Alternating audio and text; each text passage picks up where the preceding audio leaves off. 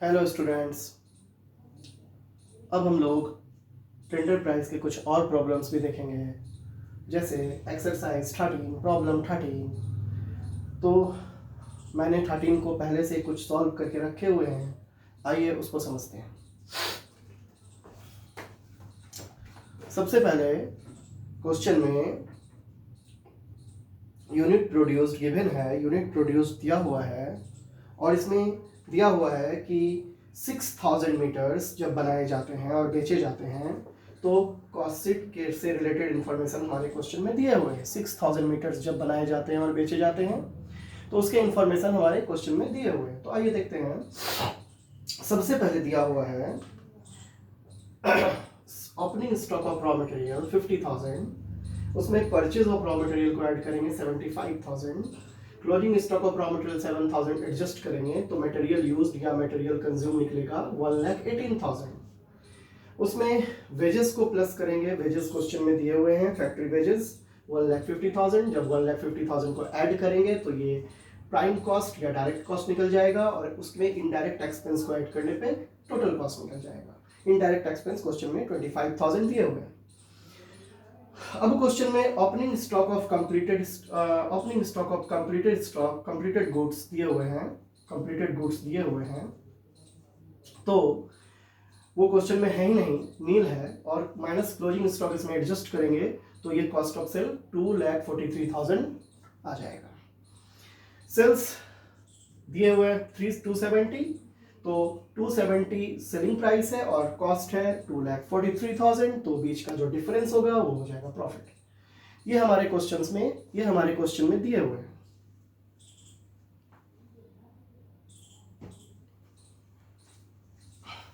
अब हमें क्वेश्चन में टेंडर प्राइस निकालने के लिए बोला गया है और टेंडर प्राइस जो निकालने के लिए बोला गया है, आप देख सकते हैं कि टेंडर प्राइस निकालने बोला गया है 5,000 मीटर्स का टेंडर प्राइस निकालने बोला गया है। तो चूंकि ये unit produced given in question है, यानी रिलेटेड यूनिट से रिलेटेड क्वेश्चन है, ये आउटपुट से रिलेटेड क्वेश्चन है, तो हमें क्या करना होगा, हमें कंपेरिजन करके निकालना होगा, क्रॉस मल्टीप्लाई करके निकालना होगा। देखिए सबसे पहले मटेरियल यूज्ड हम लोगों ने लिया 1,18,000 कितने मीटर के लिए था, तो 6,000 मीटर के लिए था, तो 5,000 मीटर का वाट क्या होगा, वाट कर लेंगे और वाट करने के बाद क्रॉस मल्टीप्लाई करेंगे 1,18,000 into 5 divided by 6, 5,000 divided by 6,000 यानी 5/6, तो आ जाएगा 9,8,333। उसके बाद वेजेस में भी सेम कंडीशन, वेजेस में भी सेम चीज अप्लाई करेंगे। 1,50,000 6,000 मीटर्स का वेजेस था तो 5,000 का वाट निकाल लेंगे, 1,25,000 हो जाएगा। लेकिन आप पढ़ सकते हैं क्वेश्चन में सबसे लास्ट में लिखा हुआ है, सबसे लास्ट में दिया हुआ है cost of factory labour increase by 10%। Cost of factory labour को इंक्रीज कर देना है 10%। तो ध्यान रहे, मैंने ऐसा प्रॉब्लम पहले भी बताया है, डायरेक्ट आपको इंक्रीज नहीं करना है, पहले आपको उस लेवल तक आना है प्रोडक्शन के। तो यहाँ पर मैंने लेवल तक आया, 5,000 यूनिट्स मीटर्स का वेजेस निकाला पहले, तो आया 1,25,000 और उसके बाद मैंने इसमें 10% इंक्रीज किया 12,500। 1,25,000 का 10% 12,500, तो हमारा वेजेस आ गया 137,500, यानी हमारा डायरेक्ट कॉस्ट हो गया 235,833। अब इसमें हम लोग इनडायरेक्ट एक्सपेंस को उसी तरह से निकाल लेंगे। इनडायरेक्ट एक्सपेंस 35,000 था, 25,000 6,000 मीटर्स के लिए, तो 5,000 मीटर का करके निकाल लेंगे, 20833 हो जाएगा। ये आ जाएगा टोटल कॉस्ट। और आपको ध्यान में रखना है कि जब भी हम लोग टेंडर प्राइस निकालेंगे, टेंडर प्राइस निकालते समय opening stock of completed goods, closing stock of completed goods का यूज नहीं करते हैं, हमेशा ध्यान में रखना है। जब भी टेंडर प्राइस निकालेंगे, एकदम इंपॉर्टेंट नोट कर लीजिए इस बात को दिमाग में या कॉपी पे, कि जब भी हम लोग टेंडर प्राइस निकालेंगे उस समय opening stock of finish goods और closing stock of finish goods का यूज नहीं करते हैं। यही हमारे लिए टोटल कॉस्ट हो गया। यहाँ पर आप देख सकते हैं opening stock of finish goods, closing stock of finish goods का मैंने यूज नहीं किया है, यही हमारा टोटल कॉस्ट हो गया। इसमें जब प्रॉफिट ऐड कर देंगे तो टेंडर प्राइस निकल जाएगा।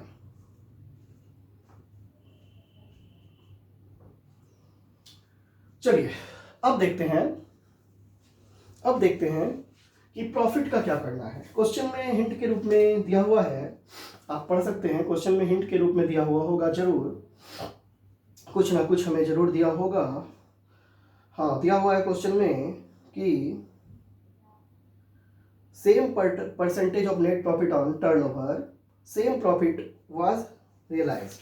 मतलब प्रॉफिट का परसेंटेज जो है सेम होगा। प्रॉफिट का परसेंटेज चूंकि दिया नहीं है, तो जब प्रॉफिट का परसेंटेज नहीं दिया होता है क्वेश्चन में, तो हम निकालते हैं उसको। आइए, तो प्रॉफिट परसेंटेज कैसे निकालेंगे? तो calculate profit percent on sale, calculate कर लेते हैं profit percent on sale. Profit percent sale पर कैलकुलेट करके देखते हैं कितना होता है। मैंने इसका तरीका आपको बताया था, मैंने बताया था परसेंटेज निकालने का तरीका, profit into 100 by sales, profit into 100 by sales. तो हम लोग पहले का जो कॉस्ट शीट हमारे क्वेश्चन में दिया हुआ था, सेल्स से प्रॉफिट का परसेंटेज निकाल लेते हैं और उसी परसेंटेज के हिसाब से यहाँ भी हमें इंक्लूड करना पड़ेगा प्रॉफिट।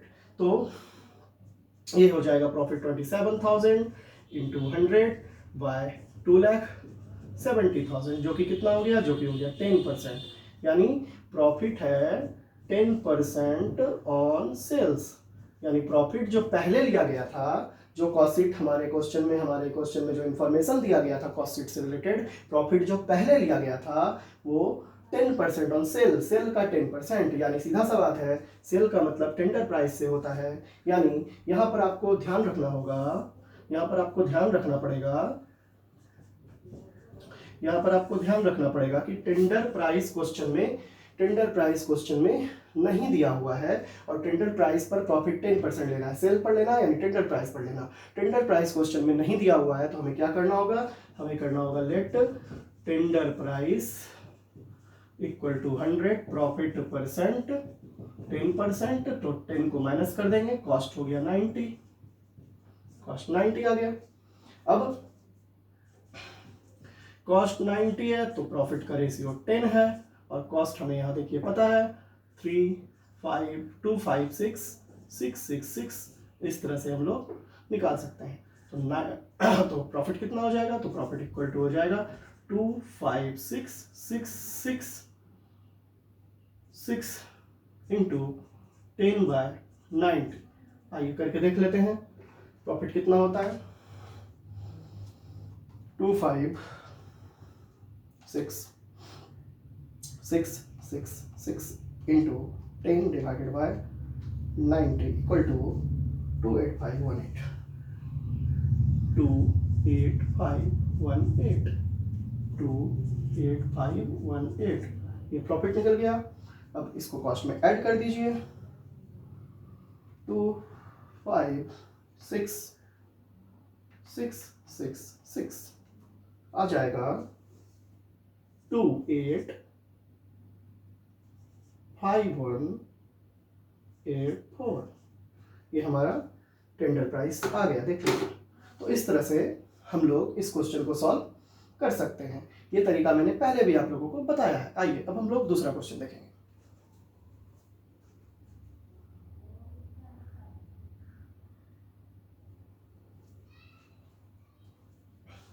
अब हम लोग देखेंगे दूसरा प्रॉब्लम, इलस्ट्रेशन।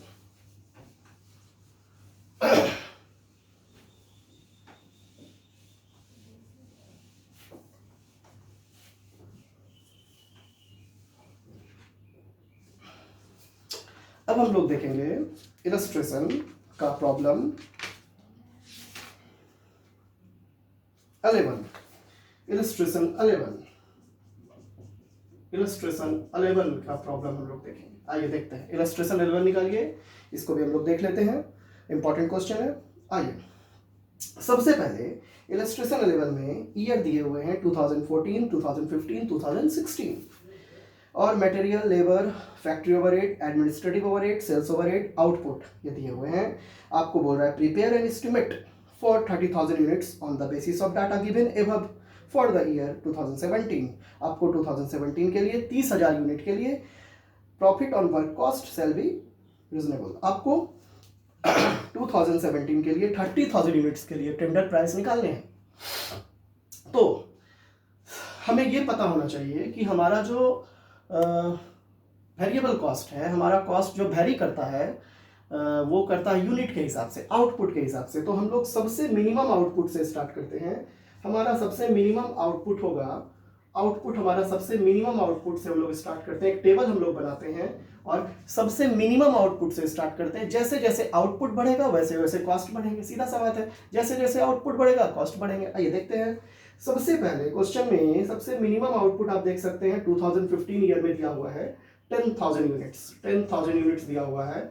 और उसके बाद आउटपुट बढ़ के हो गया है 2014 में 15,000 यूनिट्स, और 2016 में जो आउटपुट बढ़ के हुआ है वो हुआ है 20,000 यूनिट्स। ओके, अब चूंकि देखिए आउटपुट में जो डिफरेंसेस आपको मिलेंगे, यहाँ पर जो आउटपुट में डिफरेंस है वो 10,000, 15,000, 20,000, यानी मतलब हर साल कहीं ना कहीं जो आउटपुट में आप डिफरेंस देख रहे हैं वो 5,000 का है। तो हमें क्या करना होगा, हमें एक 25,000 यूनिट्स का भी आउटपुट चेक कर लेना होगा, और 30,000 जो टेंडर बोला गया उसे तो लेना ही पड़ेगा। तो सीधा सा बात है।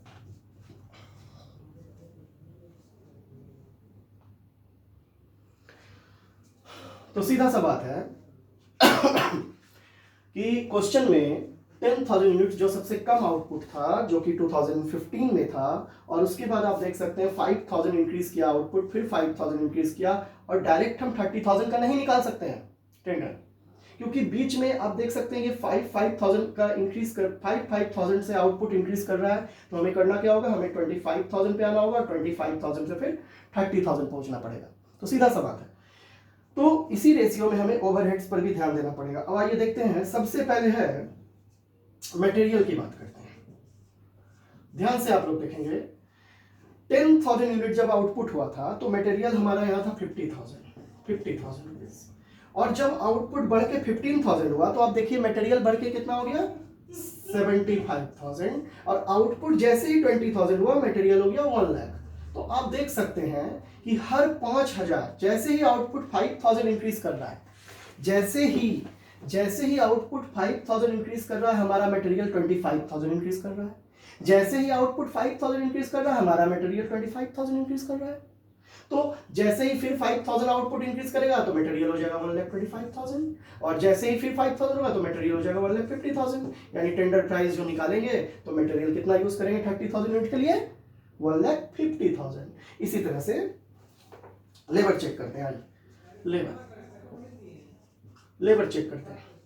लेबर में सबसे कम 10,000 यूनिट्स के लिए लेबर हैं दिए हुए 40,000, उसके बाद लेबर बढ़ के होता है 50,000, उसके बाद लेबर बढ़ के होता है 60,000। तो आप देख सकते हैं जैसे ही आउटपुट 5,000 बढ़ रहा है, जैसे ही आउटपुट 5,000 बढ़ रहा है लेबर 10,000 बढ़ रहा है, लेबर 10,000 से इंक्रीज हो रहे हैं। जैसे ही आउटपुट 5,000 इंक्रीज हो रहे हैं लेबर 10,000 इंक्रीज हो रहे हैं। तो आइए इसको 70 कर देता हूं और इसको 80 कर देता हूं। तो ये आपका टेंडर का लेबर निकल गया 80,000, ये आपका टेंडर का लेबर निकल गया 80,000। क्योंकि आप देख सकते हैं जैसे ही 5,000 आउटपुट इंक्रीज कर रहा है लेबर 10,000 इंक्रीज कर रहा है, फिर 5,000 तो लेबर 10,000, फिर 5,000 तो लेबर 10,000, फिर 5,000 तो लेबर 10,000। उसी तरह से अगला है फैक्ट्री ओवरहेड। फैक्ट्री ओवरहेड में क्या हो रहा है आइए देखते हैं। फैक्ट्री ओवरहेड में क्या हो रहा है, सबसे मिनिमम आउटपुट से स्टार्ट करते हैं। सबसे मिनिमम आउटपुट कितना है 10,000 वाले में देखिए 2015 में फैक्ट्री ओवरहेड कितना है 30,000 है, तो 30,000 है। देखिए फिर जैसे ही आउटपुट 5,000 बढ़ा हमारा फैक्ट्री ओवरहेड कितना हो गया 35,000, जैसे ही फिर ये 5,000 बढ़ा ये कितना हो गया 40 हो गया, जैसे ही फिर हुआ ये 45 हो गया। यानी हर 5,000 यूनिट आउटपुट जब बढ़ता है तो हमारा लेबर 5,000 से इंक्रीज कर जाता, सॉरी हमारा फैक्ट्री ओवरहेड 5,000 से इंक्रीज कर जाता है। तो जैसे ये फिर 5,000 बढ़ेगा तो ये भी हो जाएगा 50,000। तो ये टेंडर का प्राइस हो गया। ओके है, कोई प्रॉब्लम है? चलिए आगे बढ़ते हैं। अब दिया हुआ है एडमिनिस्ट्रेटिव ओवरहेड। एडमिनिस्ट्रेटिव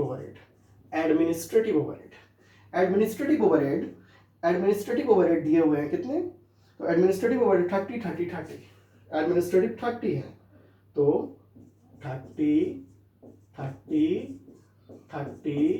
यहाँ आप देख सकते हैं कि आउटपुट के बढ़ने से, आउटपुट के इंक्रीज होने से एडमिनिस्ट्रेटिव पर कोई इफेक्ट नहीं हो रहा है। तो ये भी आपका, इस पर कोई इफेक्ट नहीं दिखाना, आपको कितना दिखा देना है 30। तो इस तरह से हम लोगों ने ओवरहेड्स निकाल लिया। अब आता है सेलिंग ओवरहेड। आइए देखते हैं सेलिंग ओवरहेड कैसे निकलेगा। सेलिंग ओवरहेड में आप ध्यान देंगे, सेलिंग ओवरहेड में आप ध्यान देंगे कि सेलिंग ओवरहेड जो होते हैं, सेलिंग ओवरहेड को कहीं ना कहीं, सेलिंग ओवरहेड जो होते हैं, सेलिंग ओवरहेड को आउटपुट से कोई लेना देना नहीं होता है। तो इसे हम लोग ईयर के बेस पर चेक करते हैं। आइए देखते हैं सेलिंग ओवरहेड में सबसे पहले ईयर लेते हैं, सबसे कम वाला ईयर है 2014 ईयर, ईयर के बेस पर निकालते हैं सेलिंग ओवरहेड। ठीक है, 2014, 2015, 2016, 2017, चूंकि टेंडर हम लोग कब का निकाल रहे हैं, टेंडर हम लोग निकाल रहे हैं 2017 का। तो 2014 में हमारा सेलिंग ओवरहेड है कितना, सेलिंग ओवरहेड है कितना 10,000। 2015 में हमारा सेलिंग ओवरहेड हो जाता है 9,000। 2016 में कितना हो जाता है तो 8,000। तो सीधा सा बात है कि 2017 में हमारा सेलिंग ओवरहेड कितना हो जाएगा 7,000। तो याद रखना है आपको कि सेल्स ओवरहेड जो होते हैं उसको आउटपुट से कोई लेना देना नहीं है। हिंट के तौर पर यहाँ पर ईयर दिया हुआ था, तो सबसे मिनिमम हम लोग 2014 से स्टार्ट किए। 2014 में सेल्स ओवरहेड था 10,000, जैसे ही 15 ईयर आया सेलिंग ओवरहेड 9 हो गया, 1,000 घटता चला गया। तो हमने 17 के टेंडर में यानी 30,000 यूनिट्स वाले में हमने 17 के टेंडर में इसे 1,000 और घटा दिया, यानी 7,000 बना दिया। अब जितने भी 30,000 यूनिट्स के मटेरियल है, लेबर है, फैक्ट्री ओवरहेड है, एडमिनिस्ट्रेटिव ओवरहेड है, सेलिंग ओवरहेड है, सबको लेकर एक कॉस्ट, एक टेंडर प्राइस निकालने के लिए कॉस्ट शो कर देंगे। और प्रॉफिट जो है, प्रॉफिट के बारे में बोला गया है कि प्रॉफिट जो है वो वर्क कॉस्ट जो हमारा होगा उसका 20% होगा। तो वर्क कॉस्ट हमारा जो आएगा उसका 20% प्रॉफिट कॉस्ट में ऐड कर देना है टोटल कॉस्ट में, टेंडर प्राइस निकल जाएगा। तो आशा करता हूं आप लोगों को समझ में आ गया होगा। 1 मिनट।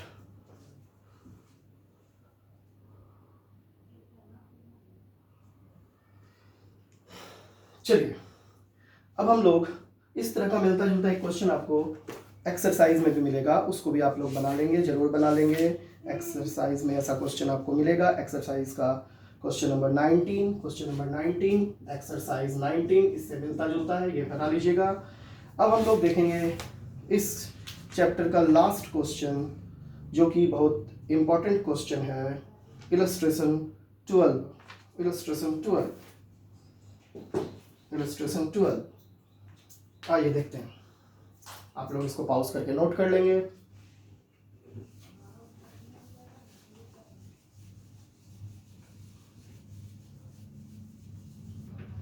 इलस्ट्रेशन 12 इलस्ट्रेशन 12 ये भी क्वेश्चन एग्जाम में पूछा हुआ क्वेश्चन है, टीएमबीयू के एग्जाम में पूछा हुआ क्वेश्चन है। इलस्ट्रेशन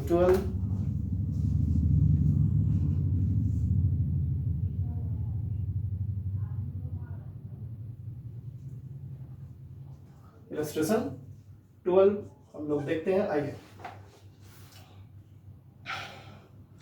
देखिए, क्वेश्चन में दिया है the cost sheet of A cooler का कॉस्ट शीट दिया है, material 40 rupees, labour 20 rupees, direct expense 10 rupees, fix overhead 20 rupees, total cost 90 rupees, profit 10 rupees, selling price 100 rupees.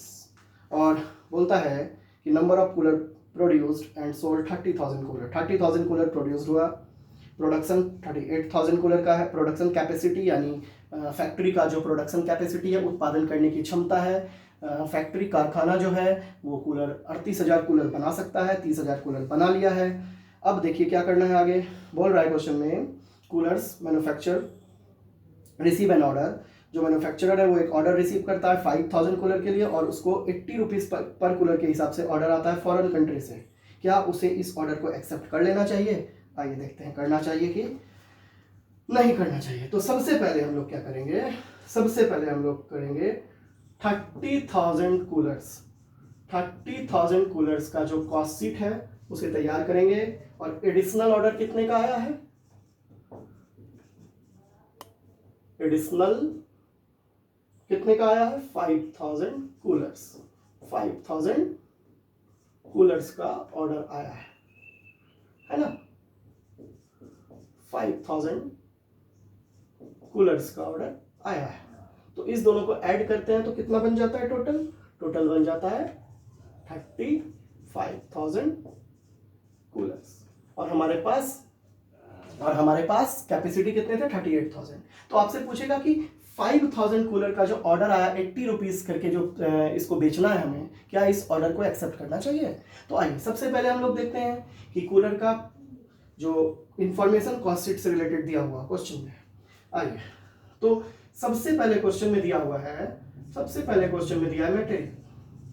Material हमारे क्वेश्चन में है 40 रुपीज, ₹40 करके है material at the rate ₹40। 30,000 cooler को 40 से जब मल्टीप्लाई करेंगे, 30,000 को जब 40 से मल्टीप्लाई करेंगे, 30,000 को 40 से मल्टीप्लाई करेंगे तो हो जाएगा कितना? 12 लाख रुपीज। उसी तरह से एक आ रहे हैं, रुको ना, ठीक है। तो सॉरी, 80,000 कूलर्स को 30,000 कूलर्स को जब 40 से मल्टीप्लाई करेंगे तो 12 लाख रुपीज आएगा। आइए अब देखते हैं लेबर। लेबर दिया है ₹20, तो 30,000 को 20 से इंटू करने पे कितने आ जाते हैं? 6 लाख रुपीज। डायरेक्ट एक्सपेंसेस ₹10 करके हैं, तो 30,000 को इंटू 10 कर देते हैं तो कितना हो जाता है? 3 लाख रुपीज। ये आपका क्या निकल जाता है? ये आपका निकल जाता है डायरेक्ट कॉस्ट। उसके बाद है फिक्स्ड ओवरहेड।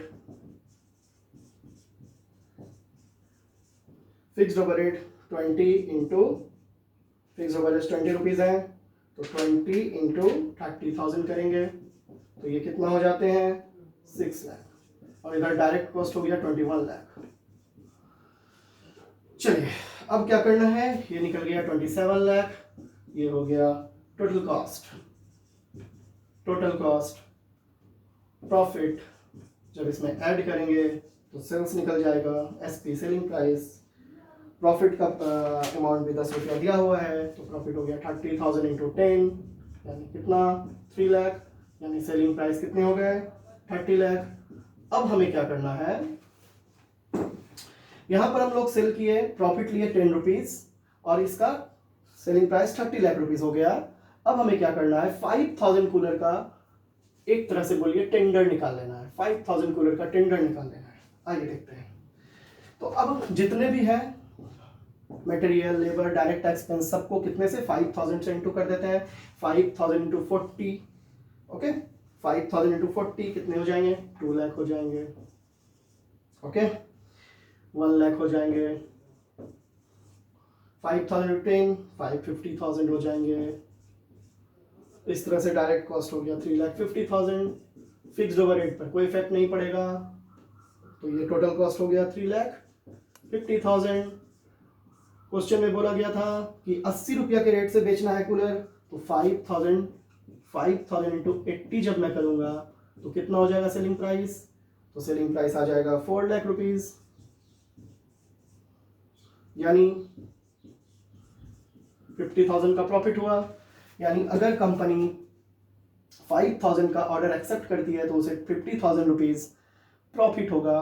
तो आंसर क्या होना चाहिए? आंसर होना चाहिए ऑर्डर एक्सेप्टेड। ऑर्डर को एक्सेप्ट कर लेना चाहिए। इसे आप लोग टोटल कर लेंगे, इस दोनों फिगर को ऐड करके टोटल कर लेंगे। ये ऑर्डर एक्सेप्ट कर लेना चाहिए क्योंकि कंपनी को 50,000 रुपीज का प्रॉफिट हो रहा है। अब आपके दिमाग में एक क्वेश्चन जरूर आया होगा,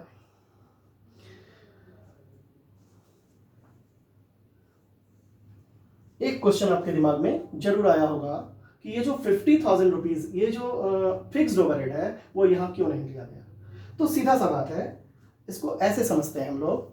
फिक्स्ड ओवरहेड का मतलब होता है कि वैसा ओवरहेड आउटपुट के बढ़ाने से जिस पर कोई इफेक्ट ना पड़े।